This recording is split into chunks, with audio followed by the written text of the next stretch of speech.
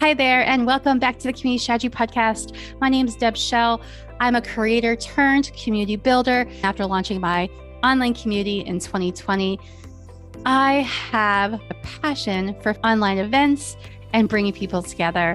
I now consult business owners and leaders just like yourself who have a message, their life's work, or a vision for helping others transform through their online courses, cohorts, or memberships.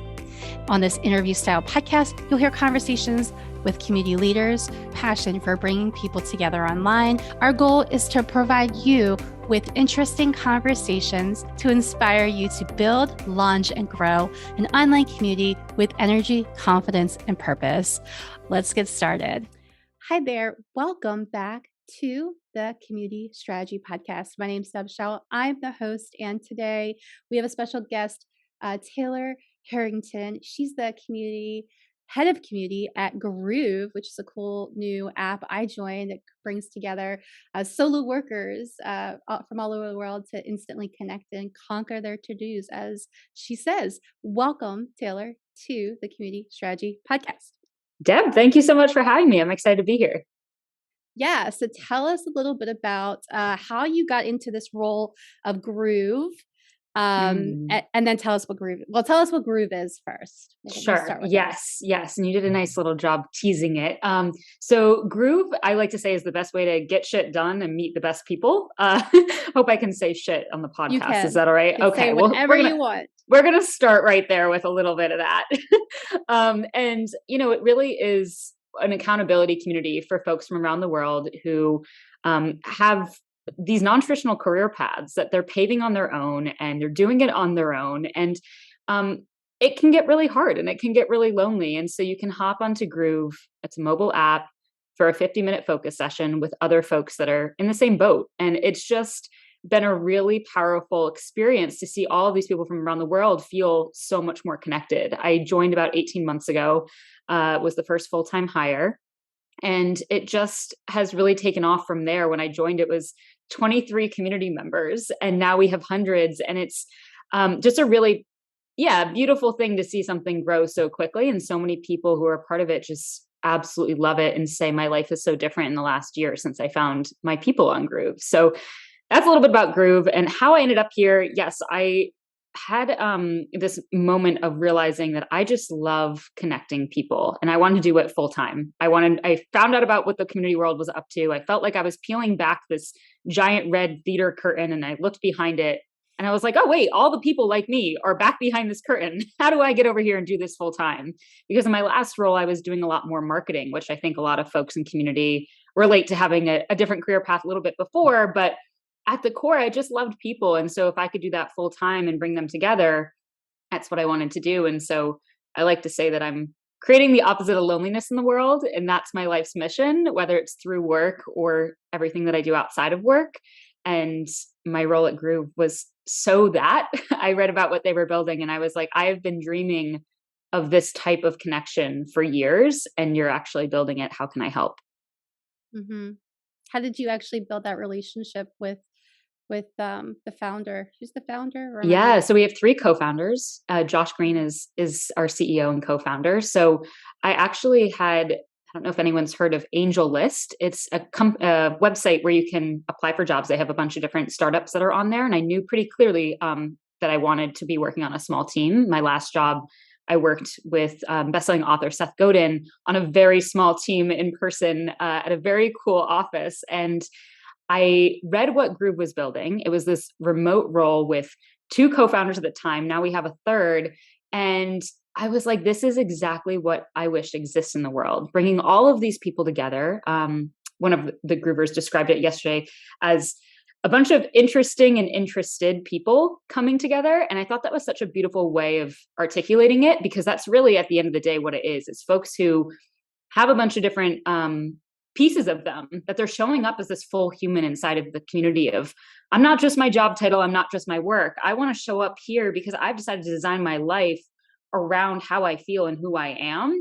And then people are connecting on those different interests and really listening to each other so that they can connect on a deeper level than you might in a typical work environment. And so when I had heard about what they were building, I sent Josh a note. I sent him an email, and it's funny to look back on. I actually reflected on it somewhat recently over my 1 year. I reread the email, and I basically said, "Hi, Taylor here. I want to create the opposite of loneliness in the world, and it sounds like you're doing exactly that with Groove. I've been dreaming of something like this. Back when I was in college, I dreamt of being connected with other entrepreneurial minded people that were around my age, and couldn't really find that even on such a big university campus. And it was just like this moment where things clicked. And I felt like a lot of what I would have loved in a job description was right there. And so I sent him this note, and he was like, let's talk. And so we did. And it was just clear from the moment that we started talking that I had already been building this in my head for years and didn't have the words to describe it quite yet. Did they knew they were looking for somebody? They did. Yes. So it was it was a listing that was on Angel List. And so since I had some different filters that I had put on there to get notified if something was, checking some of those boxes, I got the email in my inbox that Groove was hiring. And I was like, all right, this morning they posted this. I'm on it. This is so me. And the rest is history. We started chatting and got to meet the other co-founders and the other different freelancers that were working with them at the time. But like I said, it was a really interesting role to take on because I was working with two guys that were based in Israel, and we're starting this company at such early stages. And that's a scary thing to jump into at such an early stage, especially as my first role in community, to do it. From really day one. Yeah. What kind of work did you do with Seth Godin? Because that's really interesting. I wanted to share with our audience around that a little bit. Yeah, totally. So I actually started working with him back when I was in college. So I had basically started on with, this is a wacky job. If I want to join this full time outside of college when I graduate, let's kind of do an experiment and see how it goes. And so it really started with trying to get Seth's Instagram up and running. He wasn't very present on social media at the time. And so that's where it all started was, okay, I have done social media marketing back in college. Let me kind of get this going. And so by the time I had graduated, that turned into a lot of other projects and I came on full time. So some of my favorites were building online workshops. So the umbrella company was Akimbo, and under that is the Alt MBA, which really pioneered a lot of the cohort-based learning that a lot of people know of today and has become quite popular. But for the first, 2 years before the pandemic had started, I was really doing these virtual experiences before they were cool and the only thing that we could do. So it was really, powerful to be using Zoom years before everyone else was and figuring out how to do it in a powerful way where people could use breakout rooms. And, two of my favorite experiences were creating those cohort-based learning programs that were really all about community at the end of the day. One of them was a 5-day program called the Emerging Leaders Program for those entrepreneurial-minded college students that I had wished I was connected to back at Penn State. It was a program for them during the pandemic when they didn't have their summer internships to come together for 5 days and really sit with a lot of the questions that I wish I had been asked in traditional education. So that was one of them. And then the other was the Real Skills Conference, which was a 2-hour virtual conference, all focused on the participants and not the people actually speaking. And again, was happening before virtual conferences were the only thing we could do. So it was quite fun to plan and really rethink how we could use and break technology. Yeah, so interesting. It's so cool. And I was in a community that we did Zoom breakouts before all of this became cool. I was in a community and was when I was back at my working there. But when I was at my corporate job, I was this silent quitter before that was a term because I was the OG silent quitter. I was on my computer at work on a Zoom call with the Zoom boxes all hidden and me having headsets in. And if I ever wanted to go off mute, I stood up from because I worked at a sales job and I was on the sales floor, and I would be, doing email, kind of looking at email while I'm on these calls. And then if I wanted to say something, I would get up and go to this other side room and then talk. So I would be I don't care if anybody from my old company heard me, whatever. But the secret is out here today. The secret has been let out. But but that's what I fell in love with around community, is because I joined a community virtually. I met these people who I couldn't find in my local in Pennsylvania here. I couldn't find people that were a group of people meeting. I didn't know that there are startup groups that now meet up and things like that, but I think that's more common now than it was maybe like in 2016 or 2017, when I was kind of in this search of like, I want to do online business and I don't know how to do that. And so I need to find people to do that with. But I also have the challenge of being a generalist. And one of the things I learned about community managers roles is like they are generalists. And I was like, oh, well, I've been a generalist my whole life. I've been wearing 7 hats this whole time. I've been doing so many things. People are like, what do you do? And I'm like, what's today? So today I'm going to go to an improv thing. Tomorrow I'm going to be doing a photograph event. I'm photographing an event. Like Wednesday, I'm writing a blog post.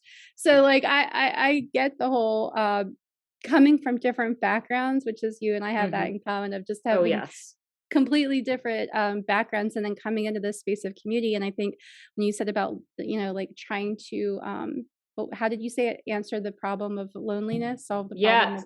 To help create the opposite of loneliness in the world. One of the things, I was on your call the other week when you had a virtual call for the Groove. I think it was the business or the creator. Business owners. Yeah, maybe. The business owners. And you were asking, why did you start your business? And the answer that came to my mind at first was, because I never felt like I belonged anywhere and I wanted to belong somewhere. So I created that space. Yeah. I remember when you said it and I was like, mic drop moment, like that. That is why, that's one of the things that I love about this space is people who create their own businesses are doing it from such a personal spot, typically, like I felt something and I wanted to change it. Other folks that were in that space also said, my mom experienced something and I didn't want anyone else to experience what my mom experienced. And I was like, wow, like those reasons for why people create those different paths are so personal. And I want to be surrounded by people like that. And I found that back at Akimbo and Alt MBA as well. A lot of the folks that were in those workshops were doing similar things. And then here it grew. So, I mean, we're in the same wavelength for sure. And like I said, when I peeled back that curtain and kind of heard about the community world and what was going on, I turned it was like literally peeking my head around when I had met the first person I know who was a head of community somewhere. I was like, wait, what is this? I get to make friends for a living? Like, sure. And so I kind of had pulled this back and I was like, oh, all my people are over here. All the people who are being valued for these soft skills and these people skills and for wearing different hats, because so often we are put into these boxes that it did feel like that sense of belonging to say, oh, I'm not alone in feeling this way. There are other people that are validating that these are important skills. And it can be really hard sometimes because they are so wrapped up in who our identity is as a person, but I'm in community with other people like that. And that's what makes it okay. So, and really special. So yeah. And what Groove is solving is a problem around that startups and entrepreneurs have of doing this alone, working the long hour, quitting a 40-hour work week job to work 70 hours without pay until we find our clients or, figure out the path to income, and get that consistent can take a long time. And so there can be really great days and there can also be really not great days. And I think that's what's nice about what your platform does is help people kind of have moments where we can celebrate and have moments where we can support each other in challenges and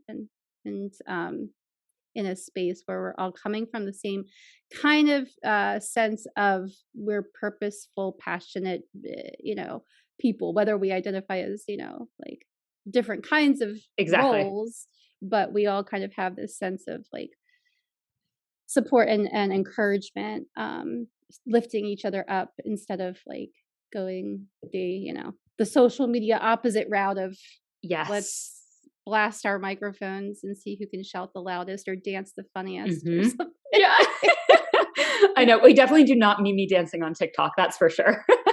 I totally agree. It was funny. We were chatting as a team the other day because one of the things we played with a lot is what you just described of like, it's not really just solo workers. Like that doesn't capture the energy of how personal and passionate these people are, it's like, you know, we landed kind of on wanting to test out the language of these are doers and dreamers. They're movers and shakers. Like these are people that have these passion projects that they are projects people and they want to be around other people who want to see all sides of that for them, you know, and be interested in that. I think even parents, close friends, like sometimes just don't get these wacky paths that we're going on as non-traditional path takers. And so to feel that sense of community and belonging, yeah, is super special. Clearly I'm amped up about it.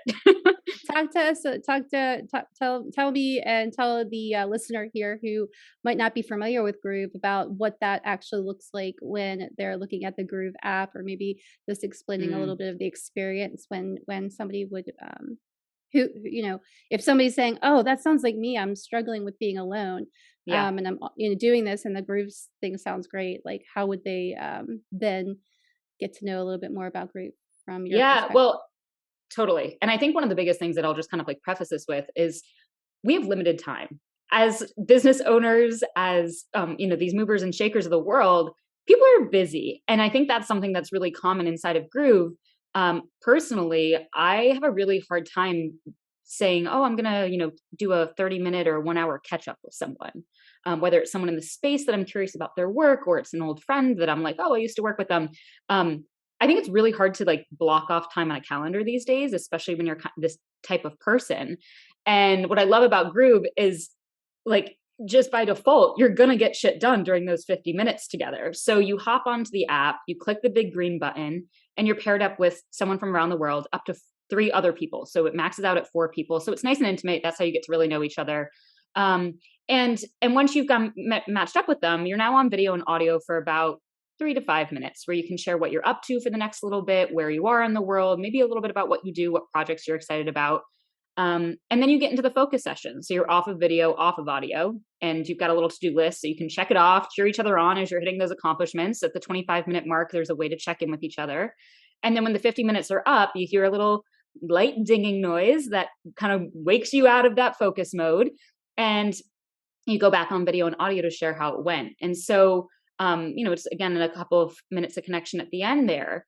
But for that about hour of your time, there's a shared experience in there of really moving things forward and making progress. That's powerful because you're doing it in community now. You're not just doing it on your own. You're accountable. You have to tell people at the end how it went. So if you're like, oh, I scrolled through social media the entire time, like you learn that a couple of times when you do kind of goof off or get distracted, it doesn't feel good to come back at the end and be like, that's what happened. And so the social accountability is really powerful.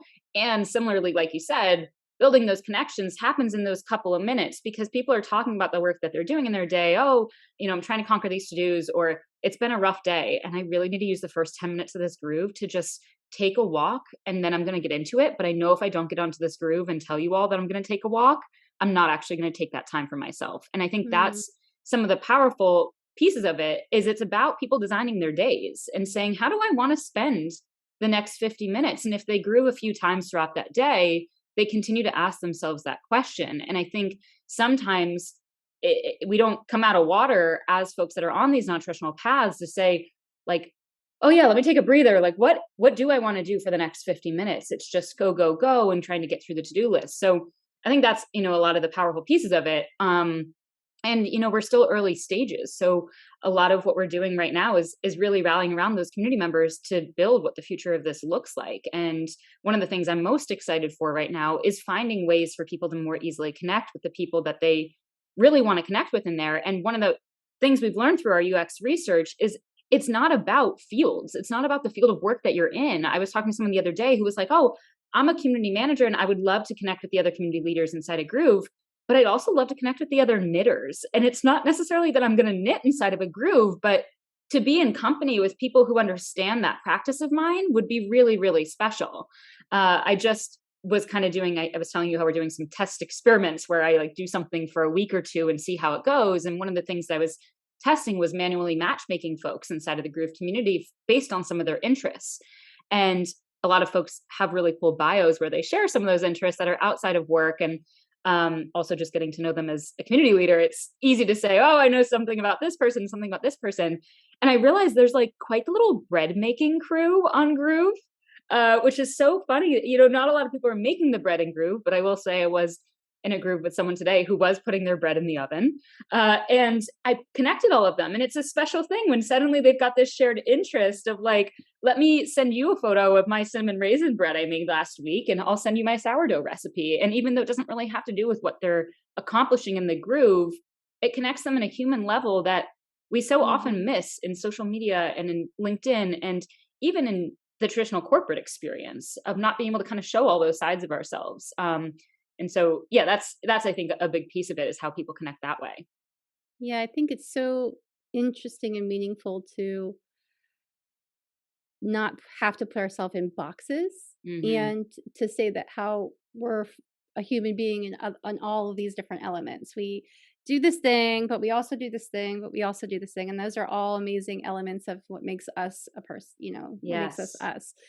And to be aware of that, I think is a great skill as a community manager that you have of just recognizing those threads of seeing mm, that.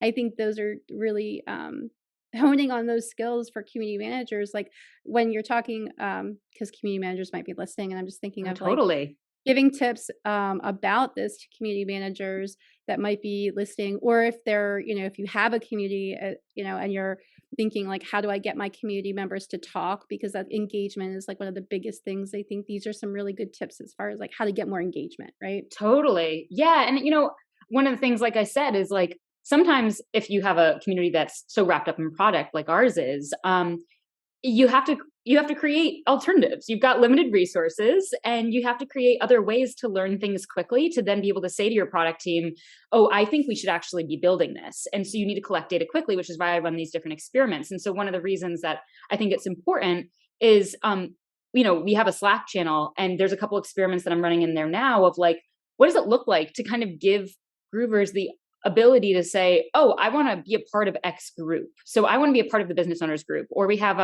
the National Novel Writing Month is coming up for November, and we're recording this at the end, in October.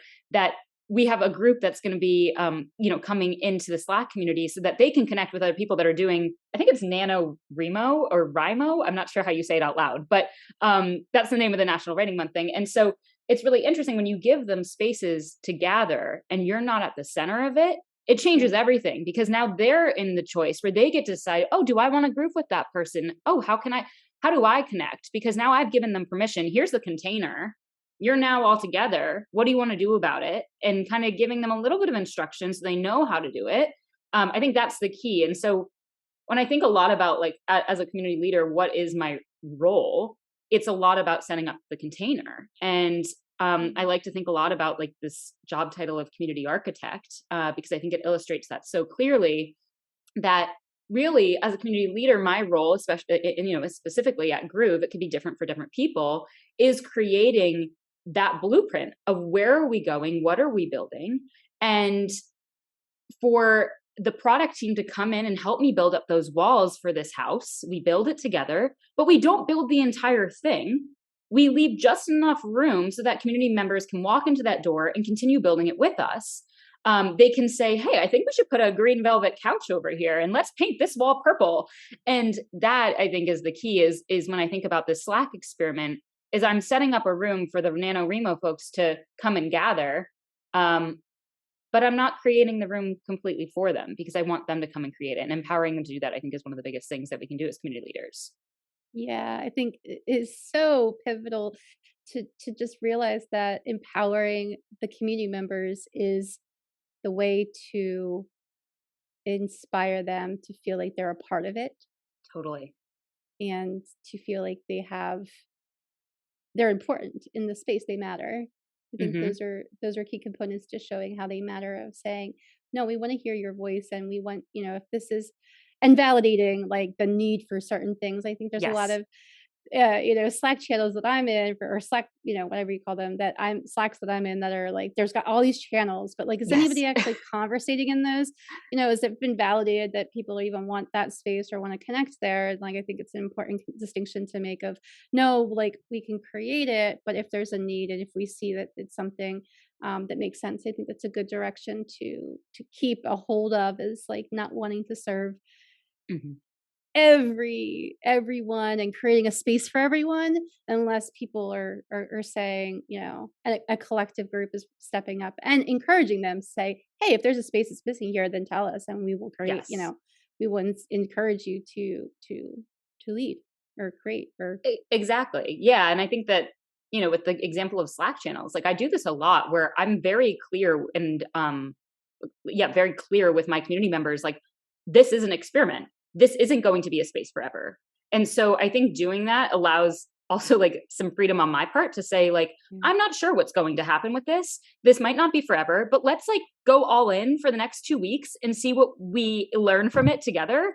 And that I think is respected a lot in the community because people, you get that. We also have like a product roadmap where we update it every quarter, and it's really cool because community members can see that all the feedback that they give, even if it's like a quick note that they say when I'm in a groove with them and they're like, God, I really wish this existed. And I'm like, oh, mental note, let me write that down. They get to see their ideas come to life in our product roadmap and see what we're actually working on and what we're prioritizing. They're a part of that journey with us. And so on that product roadmap, the thing at the top has this quote from Bon Jovi that says something along the lines of like, you plan it out, but plan it in pencil. And I use that framing a lot for what I do as a community leader because we're not using Sharpies to plan out the future together right now. I'm too early for that. We don't know what's going to happen in the next few months. There are things that I have assertions will last for a long time. And those things I wouldn't add that clarity of like, hey, this is drawn in pencil. But I do lean on it a lot to say that we don't know. We don't know when, if this is going to stick around. We want to try something. It allows you a couple different things, right? Then your community members feel like they're a part of things, or they can, if things are changing, then they can say, oh, great, they're listening to us, right? Exactly. If things are changing. It also gives you the ability to kind of say, you know what, this isn't working and I don't want to keep doing something that isn't working. It's like, amen to that. Like we need to shut those things down when it is not, like snaps to that because we need to drop those things. I want to finish something. I got this mindset of like, all right, I said I'm starting something, so I have to finish it. And I think I've been working on letting go. Yes. And one of the things recently that came up was this book study that I had partnered with another community, and we were doing a book study in the Find Calm Here community, which just closed, but over the summertime we were doing that.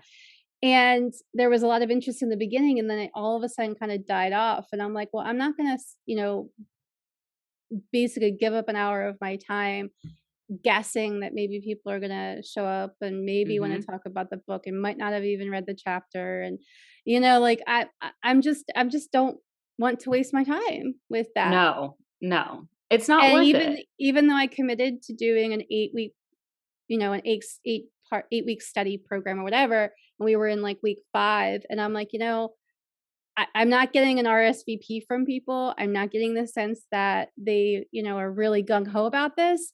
And then it's like, you know what? I have other things I could do. Yes. So I said, if you'd like to continue meeting, go for it. I'm going to end the Zoom sessions that are scheduled. And you can continue to read the book and meet if you'd like on your own. And I don't need to be a part of that. That's all good. But that's something that really took me work to like mindset work of like, yes, I've got to let it go.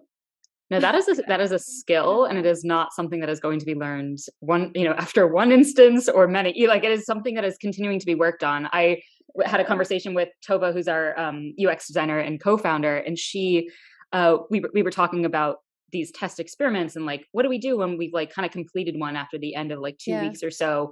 Now what? And so she quickly was like, well, maybe we should have like a graveyard for them. And I was like, I agree with the sentiment. Like, yes, we should have a place where like they live, that like they exist. And I was like, but this is what's interesting about it, is I think so quickly when something either fails, it is something that we learn from, but like, we're not going to continue. Like we just talked about, like where you're like, you know what, some things work, some things didn't, but this isn't going to keep going. There's something to celebrate in that. So I joked like, maybe we should call it Celebration Park instead of a graveyard, because even just that reframe changes how we view all of these different experiments that we're running. And so she laughed and she was like, I didn't really seriously mean like, let's call it a graveyard. And I was like, no, I know, but it had me pause for a second, because a graveyard sounds so negative. Like that's where ideas go to die. Whereas if we're celebrating that, like, we tried something and maybe it didn't work. Yeah. It also speaks to failure versus, commitment until we're ready to change direction, of like experimentation. And then, oh, this didn't work the way we we didn't get the outcome we wanted or whatever. We're not calling it a failure. We're just calling it, hey, this didn't work out the way we thought it was going to work out, or the way with the outcomes we had set. So now we're going to change directions and the ship's going to go differently now. Yeah. That's okay. That's the experience. And it actually is beneficial to, I have a little, wouldn't call it graveyard, but I have like a little sequence of, here are all the things that Deb's tried. And there's a long list. And, I don't necessarily post it up or anything, but I do kind of say, this is another thing that I commented about. People love to give ideas, but they never like to really do the things. And unless they're like, in the role, there's like the doers. And I think the group that we're talking about with group, those are all like the doer people. They're like the diehard, like we're going to get it done people. But the world is not made up of all doers. And so I think that there's a lot of people that like to say, oh, well, this sounds all nice, but you should have this or this or this. And I think that can get us stuck as startups. So the comparison is the thief of joy kind of situation, where we're comparing ourselves to others. And I'm totally derailing now, but anyway. No, I mean, I love this conversation. Like this is, we're in the same wavelength. That's for sure. But just to say that I think what the community that you're hosting does is really help people in several different ways, but through the perspective of experimentation is okay. We're empowering you to step up. We're taking your feedback. And I think that's a good lens for other community builders to learn from, because I think the thing that we think as community builders is everything has to be working well, and there has to be less friction, which is true, but it's through experiments and through that smaller, like you didn't just start at a couple hundred people. You said you started it with smaller groups first. And then the whole key to this, what makes you different, I think some people might be thinking, if you're listening to this and you're like, how is this different than like a Zoom call or Google Meet or whatever? So I want to have you answer that question of like, how does Groove different from like another maybe place where people gather? Yeah. Well, I think one is, I would say it's really about the people. And I think that's what I found really different. During the pandemic, when I was working remotely and missing that in-person small team that I was a part of in my last role, I was like craving just the check-ins. Yesterday I grooved with someone who I hadn't seen in about a month and a half. She's been kind of going through a tough time, and she was traveling a bit. And so she just came back and she was like, hey, how did your vacation to St. Lucia go again? Like, how was that? Like, did you have fun with your family? And I was like, we grooved literally like over a month and a half ago, and you remembered that about me? Like, and then thought to ask me that meant a lot. And I think that's part of what I missed inside of a office space. And so I think that it's the connection that I think changes things for me, but it's also a little bit of the convenience of, like I mentioned before, you press a button and people show up. Like that's, and it's going to continue to be even better than that as we continue to grow. But I think that the nature of how low lift it is for me as a gatherer myself, and I'm sure many of the listeners are, inherently gatherers and planners and organizers. It's like, I don't want to organize another meetup in the middle of my day. I don't want to organize another virtual coffee. I want to just press a button. And if people that I know can show up, or new friends that have shared values, like that's all I need, is to be able to do that. And they know the structure. There's this shared experience that we all get. And we know at the end of an hour, we're going to feel so much better about ourselves. And so I think it's like the structure plus the people that really does it for me. And that's why I felt like it was different. Cause like I said, during the pandemic had tried to find that sense of community in a bunch of different ways. I took a bunch of online programs. And one of the hardest pieces about an online program that I found is a lot of them do an incredible job at like the 30 days or 60 days that you're a part of it. It feels great. It's a sprint. You're really in it. You're loving the people, but it's not sustainable. That type of interaction and connection, or that type of work that you're putting into those assignments. And so what does it look like at the end of the 30 days to easily connect in a low lift way with those people and keep cheering each other on? Well, it's Groove. It's just we haven't quite set it up to partner with those cohort based programs yet. But that is something that I think is really special about it, is it is ongoing connection in a low lift way. Yeah, exactly. There's not like a forum space. It's really focused on just those live connections that you make with people to get whatever it is that people want to get out of that session and meet up, and connection and collaboration and all that kind of stuff. Did you have formal training at some point? I know you said you worked with Seth, but I didn't know if there was any other formal training that you had or any other experience that you had around community building that kind of gave you the background of like what it means to gather people or how to facilitate or anything like that. Good question. I've never had any formal training is the short answer. I have always loved gathering people. Back in college, I worked at a craft studio and I would host these craft nights for, it was like mom and wine night on Tuesday, or like, a sorority would come in and they would do different crafts together. And so I would host those different events. And so it created, like this cool space where I got to be at the front of the room and like facilitate these things. And it wasn't like I was an artist in the sense that I like knew exactly what I was doing, but I am an artist. Like I'm someone who I can dabble and I have fun doing it. And I think that was something that I just learned, like, you don't need to be an expert to be the person in the front of the room. And it's really about creating the container. And so I think that being in the Makery, which was this craft studio, and watching the woman who runs it, do it in such a beautiful way, I was able to see like, we've got this beautiful space. She's already created such a container. I've watched her do it. How can I adopt this and do it myself? And so I think that was in some way, some sort of a training. It's funny. One of my friends' favorite things to like joke about me is like, if you need to know anything about Taylor, like I procrastinated writing my thesis senior year by giving a TEDx talk at Penn State. And I think that said, that said a lot. Like in 48 hours, I was like, you know what? The TEDx like thing is happening. I really want to talk about my favorite word, sonder. I'm just going to do it. My thesis is due the next morning, but like, let's go for it. Like, this is my chance to do my TEDx talk. And I think that I've naturally just always loved being in like on stage or being in front of an audience. Impressive. Well, thank you. It's not like, it's more just like, I think the funny part is like, I think what I've learned is it's not about preparing as the speaker. Like I was just saying, it wasn't a lot about me. It was about getting on a stage and saying like, I want to go through a shared experience over the next 10 minutes where you're thinking, and it's all about you in the audience. You're thinking deeply about the questions that I'm going to ask, and you're going to walk out of the next 10 minutes having a new insight and aha moment. And so I think I've learned along the way, like, it's not about me. I don't want to just rant about, oh, this is my life and this is, what I've been learning. But instead giving space for other people to have like some sort of a moment together. And that I think is something that I learned along the way through putting myself in those different situations and recognizing what felt uncomfortable about just rattling off like, hey, this is my story. Like, I'm not an expert and like no one's an expert. I think Seth has an incredible blog post about imposter syndrome. And like, the reality is we're all imposters. So now what are we going to do with that? And that's the thing is like, if we're all imposters, I'm still going to show up on the stage and I'm going to try to add as much value in creating that container for you to have your moment to get out of that imposter syndrome a little bit. And I think that's kind of my philosophy on it. Like, mic drop. Love it. No, that was beautiful.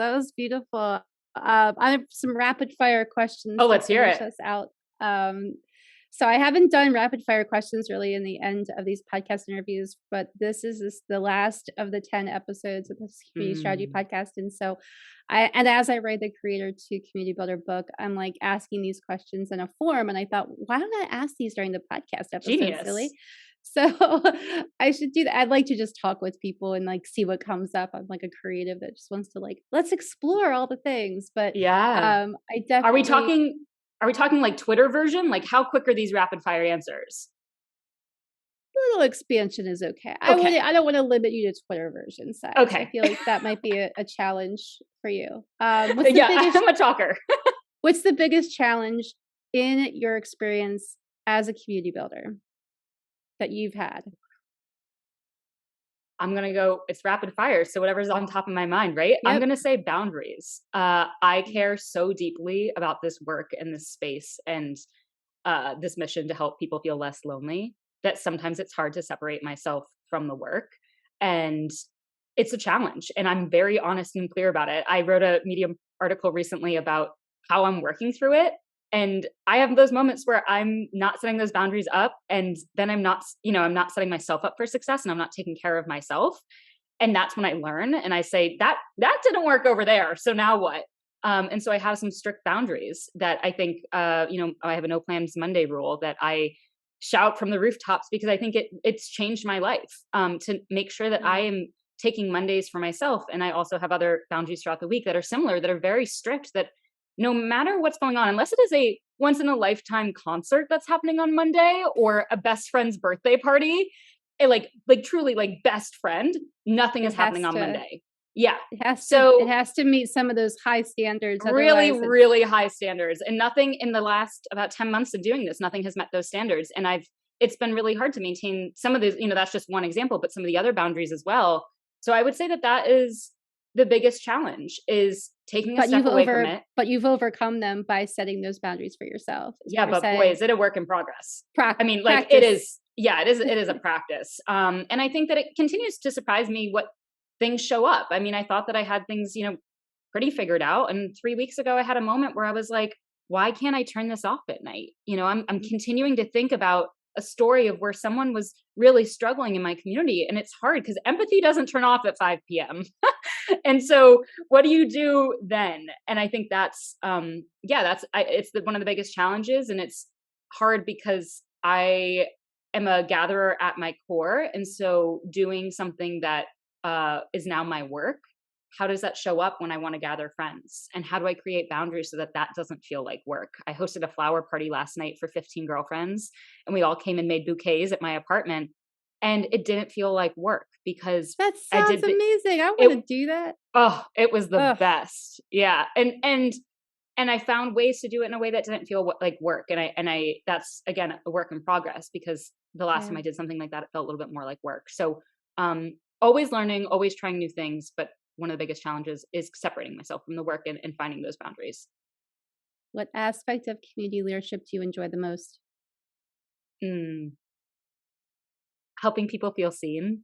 I think that's like the biggest thing for me, is being there and sitting with someone when they're sharing something. I had a groover the other day who I asked him, I was like, hey, why don't you update your Groove bio? I think people would love to learn more about you, because I've been getting to know him. And he was like, actually, it's been really intentional. I think I'm going through an identity crisis. And I was like, I hear that and I want to sit with that. And I think you know who you are. You know what you love in this world. And it doesn't, he was really stuck on the work piece of it, of like, what work am I doing? What's my title right now? I don't know where my business is going. And so he ended up, like, hey. And I was like, you are in good company, sir. Join the club. Deb's there. Yeah. And so I was like, and so I said to him, I was like, I'm going to challenge you on that. I think you know who you are. And I was like, reflect on like who you are at your core and write a bio from that place. And so he ended up editing it. And it's like, he wrote, I love connecting with people. I love being in nature. I love spending time with people that are interesting to me. Like, he wrote these things about who he is as a human, and then ended up writing me like this really long email afterwards, and just said like, I needed someone to be there for me and give me that space to realize I do know myself. I don't know what the title is right now, but I do know myself. And like those moments in like the simplest form, it was like one question. It was sitting there with him for 3 minutes. That like, if I can help create that for anyone just by being there in a tough moment, in a moment when they're struggling in this business and imposter syndrome is hot, like that is one of my favorite things to do. And also to watch other community members do that for other people. So it scales when you show it, and when you're there and then they feel that. I would not be surprised if he goes off and also creates space for more groovers to feel that with him in those moments. So that's one of my favorite parts. So cool. What do you define as success for your online community? Ooh. like the data side, or like my personal side? What Because is the first thing that comes to mind when you hear the word success for an online community? I think for me, it's I think it's a lot about providing value, and helping people uh, get to where they want to go. And so one of the things that I think a lot about with the Groove community is it might be for a season for some people. This might not be the community that you're a part of forever. And so how do you create value for people to have to, like, when they're showing up, it is a place that they need to be. And then where are they going? Like, where do they go from there? Is it someplace that they hang out with their closest friends, afterwards? But like, they were there in the thick of it when they had some of these questions and they really needed that support and community. And that's something I'm sitting with a lot is thinking about, like, what period is this for? What season is this for? And how can I provide value during that season for them in that community? Such a good point, because I think as I've learned of being a member of community and a leader of community, there's seasons of our life that we just need different groups of people to kind of process things through, or seasons of our life where we want to focus on different aspects of our life, like well-being versus, my career versus spirituality versus mindset Absolutely. versus motivation versus struggling with, relationships. There's different communities that serve those different challenges through life. And so, yeah, I would be really surprised, of the communities that say like they've had lifetime members, because that really would stake that community really serves multiple purposes then. So I think the challenge is to just say, and the benefit as a community leader is that you don't have to do you don't have to check all the boxes. You just can be aware of where your part of their journey and theirs intersect.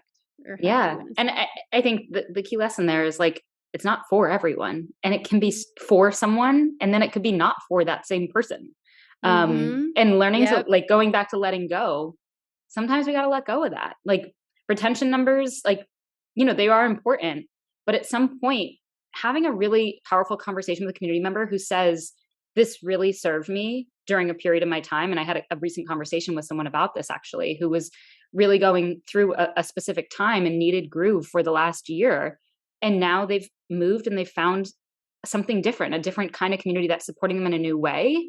Yeah. And they hop on because they love, getting to see familiar friends once in a while, but they're not going to be a weekly active groover. They're not going to be showing up every single week. And that's okay. And I think as community leaders, we need to let go of that sometimes, because that also means that we've done our job in some ways. The community that helped me become location independent is a community that I'm no longer in, because now I've need other communities to help me with different things. So yeah, good points. Last question. Yes. Hopefully, I think, yeah. Last question. I know we're getting long here. Whoopsies. But what would you share to a new community builder, or to yourself as a new community builder? So if you could think of one thing to go back and tell yourself when you first started out with this journey, what would you say to yourself? It's funny because I literally wrote I sent a Slack audio note yesterday to my team saying I should write a letter to my past self. So I literally wrote about this yesterday, and it's going to be a Medium article soon. My biggest piece of advice that I would say to my early community building self would be that you are valued. Like, you are valued in this space. I think that a lot of the skills that I had in college and a lot of the things that I did in college were not valued on paper.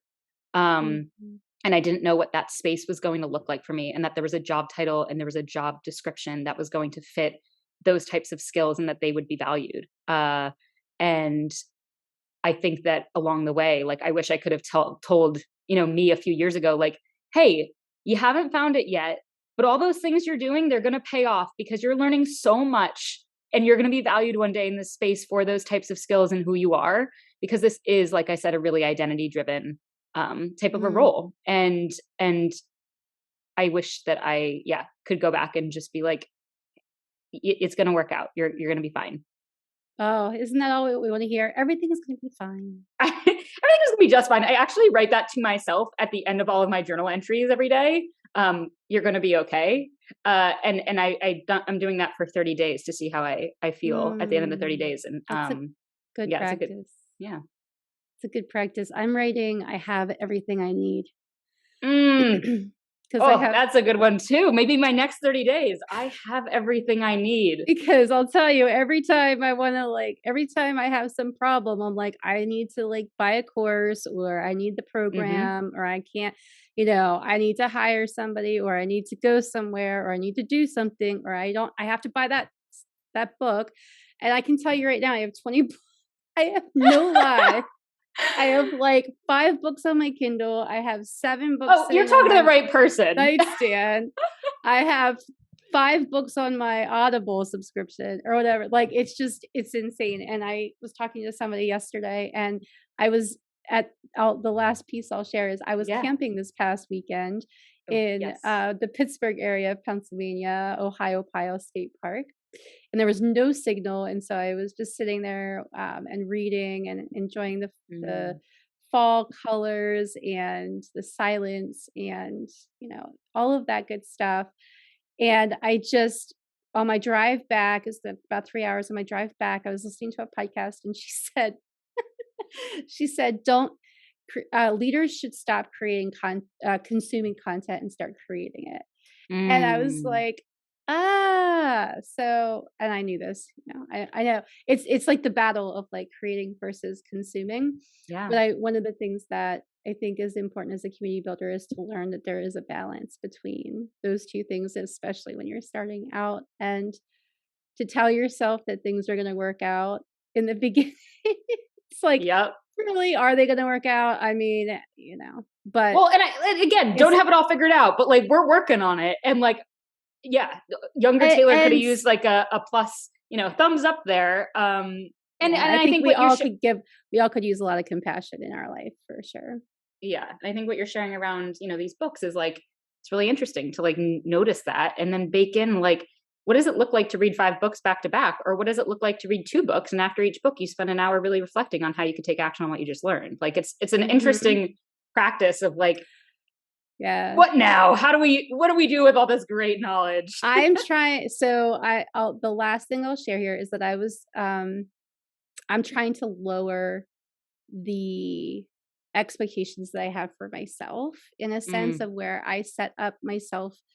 I feel like a lot of times for failure, because there's just so many expectations I had, and I'm trying to like lower those to say, you don't need to write a blog post every time you read a book and do a book review, for example, which is what I was doing like a year ago or something.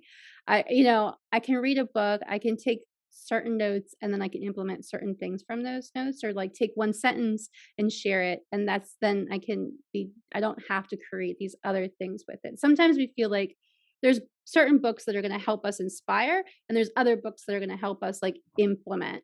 And I think knowing those differences of like, okay, this is just a book to inspire versus this is a book to implement. Those are different kinds of books anyway. But just to say that, I think all the things we talked about, the challenge again as human beings is to live life and to find joy in the midst of bringing people together as community builders is an amazing, exciting challenge that we get to experience together and experiment with. So, as you were saying. Well said. So wrapping it up, thank you for being here. For those who are listening, what's the best way for them to connect with you if they want to learn more about Groove? Yeah, for sure. Well, we'll have maybe a link in the show notes where they can hop into Groove and get right in without having to apply. It is a free community, and we do have just a couple of questions that folks normally use to apply to build that trust. I mean, that's, such a big part of community is to have just like a little bit of trust of like, who the heck is in here? But if you're listening to this podcast, I trust you. Come on in. So yeah. And if you want to check out our website, it's groove.oo, like out of office. And if you want to follow what I'm up to, Twitter is usually where I'm at, which is HeyTayHair. So, HeyTayHar. And you can also find me on LinkedIn, Medium, all that good stuff, all under there as well. Yeah. And thank you so much for having me. I mean, the space to reflect out loud is just so valuable on a podcast, to share stories and laugh about things that you're like, oh yeah, this is something we're both dealing with is really, really powerful. So thanks, Deb, for creating this space. Awesome. Yeah. No, and thank you for sharing your expertise and wisdom. And so glad we met on CMX Connect and got to connect afterwards. And Absolutely. yeah, so for everybody listening, thanks for joining in. Please rate and review or share this episode with friends that might enjoy it, the fellow community builders alike. And until next time, I hope you're finding calm in this day or evening or moment, afternoon, a Tuesday at 3 or Wednesday at 3. Finding calm until the next time. Take care, and we'll see you then. Bye. Bye. Deb Show, and I am so psyched to let you know I am writing a book. Big deal, I know. Maybe it's not for you, but for me, it's a big deal. And guess what? I'm writing this book for you because honestly, as a new community builder 2 years ago in 2020, I had no idea what I was doing, and I really got really confused easily. So I'm going to simplify things for you. But what I need from you right now is to actually help me make this book possible. And so you can support me with a crowdfunding campaign that I'm running through iFundWoman. I'm going to have a link in the show notes. Please support me. This is running from September 1st through the end of October. So I'm really hoping to reach my goal to be able to write this work style book. It's going to have worksheets. It's going to have templates. It's going to be something that you can actually use today. It's not a course that you have to take for 4 weeks. It's not a big book that's not going to give you actionable steps. You're going to be able to take action the same day that you read the book. I'm super excited about this. I've had lots of feedback from clients that this is what they want, this is what they need. So I'm putting it together, and I hope you can support me with it, and I hope it's going to help you. So let me know.